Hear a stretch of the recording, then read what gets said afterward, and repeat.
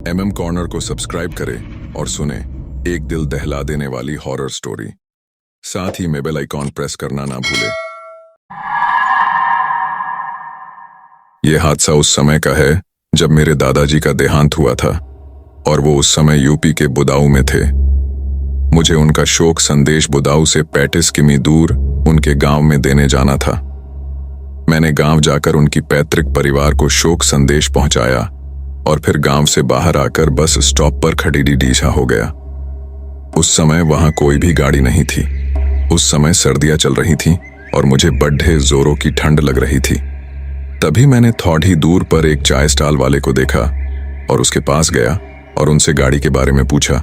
उसने बताया कि अभी तो कोई बस नहीं मिलेगी, लेकिन इस रेलवे ट्रैक पर 1 किलोमीटर की दूरी पर रेलवे स्टेशन है और रात 9 बजे एक आखिरी ट्रेन जाती है। मैंने बिना देरी किए उस रेलवे ट्रैक पर चलना शुरू कर दिया। 200 मीटर चलने पर मुझे एक औरत दिखाई दी और मैं उसी वक्त भागकर उसके पास पहुंचना चाहता था ताकि मैं उससे रेल के बारे में पूछ सकूं। मैं जैसे ही उसके पास गया और उससे स्टेशन के बारे में पूछना चाहा, वो बोली, मुझे कुछ नहीं पता और तुम यहां से जल्दी भाग जाओ। मैं ये सुनकर हैरान हो गया कि ये पागल वागल तो नहीं है कोई। मैं क्या पूछ रहा हूं और ये क्या बोल रही है। ये सोचते सोचते मैं उसके पीछे पीछे चलने लगा और थोड़ी देर बाद उसकी चाल मुझे अजीब लगने लगा था। वो औरत इतनी रात को इस रेलवे ट्रैक पर क्या कर रही है।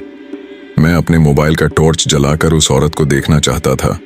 तभी जैसे ही मैंने टॉर्च जलाया, वो औरत अचानक बोली, टॉर्च बंद कर दे वरना तेरी सांसें बंद कर दूंगी। मैं उसकी आवाज सुनकर पूरी तरह से डर गया और वापस उस स्टॉल वाले की तरफ चलने लगा। थोड़ी देर चलने पर मुझे उस औरत के जोर से हंसने की आवाज आई और सुनाई देने लगी, मैंने आज एक शिकार पहले ही कर लिया है, इसीलिए मैं तेरा कुछ नहीं करूंगी। ये कहते ही वो जोर से मेरी तरफ आई और जब तक मैं कुछ कर पाता तब तक उसने मेरे हाथ को जोर से पकड़ डियाच लिया और मैं बेहोश हो गया। थोड़ी देर बाद जब मुझे होश आया तो मैंने देखा वहां कोई भी नहीं था। मैं जोर से रेलवे स्टेशन की तरफ भागा और वहां सीधे स्टेशन मास्टर के कमरे में चला गया और उनको सब कुछ बताया तो उन्होंने मुझे शांत किया। उसके बाद चाय पिलाई और कहा, जिससे तुम मिलकर आए हो वो एक डायन थी। आज तुम किसी तरह बच गए। ये आज से कई साल पहले इस ट्रैक के नीचे कटकर मर गई थी और उसकी आत्मा आज भी इस ट्रैक पर भटकती है। मैं ये सब सुनकर ठर ठर कांपने लगा। अब मैं सारा माजरा समझ गया और ट्रेन में बैठकर दादी के यहाँ चला गया। इस घटना के बाद से ही मुझे ट्रेन और रेलवे ट्रैक दोनों नाम से ही खौफ आ गया।